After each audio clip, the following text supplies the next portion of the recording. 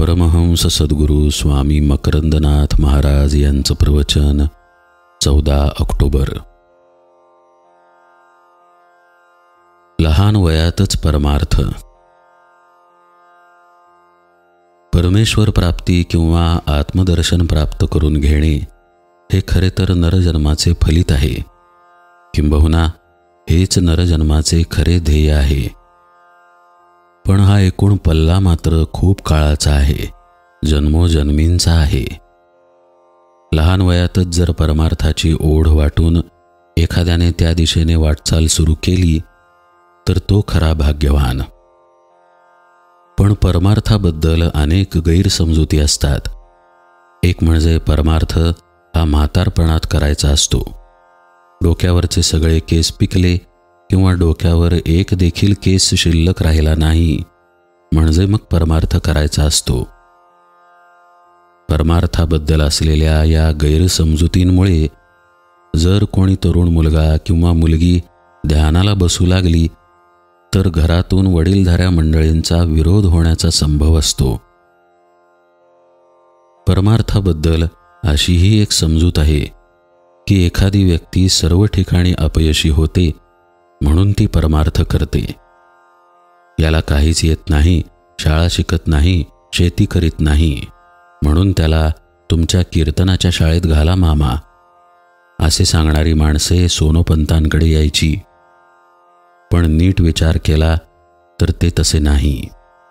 तसे असते तर जे थोर ऋषीमुनी झाले, ज्ञानी झाले, तत्ववेत्ते झाले, त्यांनी परमार्थ केलाच नसता। प्रभू रामचंद्र, जनक राजा, डॉक्टर राधाकृष्णन, गुरुदेव रानडे यांच्यासारख्यांनी परमार्थ केला नसता। या थोर महापुरुषांनी परमार्थ केला ते काय त्यांच्या जीवनात अपयशी किंवा निष्क्रिय होते म्हणून? खरे तर परमार्थामुळे व्यक्ती विकसित होते। जो मुलगा लहान वयात परमार्थ करेल त्याचे कल्याणच होईल। अजून 20 वर्षांनी तो इतका स्थिर होईल, इतका थोर होईल की त्याचे जीवन हे एक आदर्श जीवन म्हणून समाजापुढे उभे राहील। त्याच्यात असलेल्या उत्तम संस्कारांचा प्रभाव समाजावर आपोआपच होईल। पण लहान वयात जर आपला मुलगा परमार्थाकडे वळला, ध्यानाला बसू लागला, प्रवचनाला जाऊ लागला तर आईवडिलांना काळजी वाटू लागते। ती काळजी परमार्थविषयक अज्ञानापोटी आहे, मोहजन्य आहे। परमार्थाला लागून हा शिकणारच नाही, लग्न करणार नाही, नोकरी करणार नाही, दाढी वाढवून भगवी वस्त्रे नेसून कुठेतरी फकीरासारखा हिंडत बसेल, असे आईवडिलांना वाटत असेल तर त्यांनी ही मनातील भीती काढून टाकावी। परमार्थामध्ये असे कधीच सांगितले जात नाही की तुम्ही कर्मे टाका, शिक्षण नोकरी सोडून परमार्थ करा। ज्ञानेश्वर महाराजांनी, समर्थांनी असा परमार्थ सांगितला नाही। स्वामी माधवनाथांनी असा भोंगळ आणि भोळसट परमार्थ कधीच सांगितला नाही। परमार्थ केल्याने तरुण पिढीला शिस्त लागेल। लहान वयातच त्यांच्या जीवनाचे ध्येय जे आनंददायी आहे त्याचा निश्चय होईल।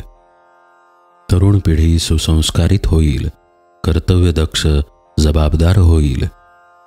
तरुणांचे जीवन परमार्थ केल्याने अधिक उन्नत होईल।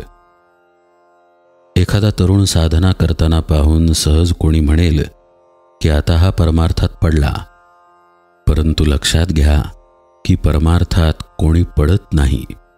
उलट परमार्थ केल्याने जीवनात माणूस उभा राहतो। जो परमार्थापासून दूर पळेल तो जीवनात पडेल, कारण केवळ संसार करून कुणी आनंद प्राप्त करू शकत नाही। निखळ आनंदाची प्राप्ती, सुख, समाधान, शांती ही परमार्थ केल्यामुळेच लाभते। परमहंस सद्गुरू स्वामी माधवनाथ महाराज की जय। सब संतन की जय। जय जय रघुवीर समर्थ।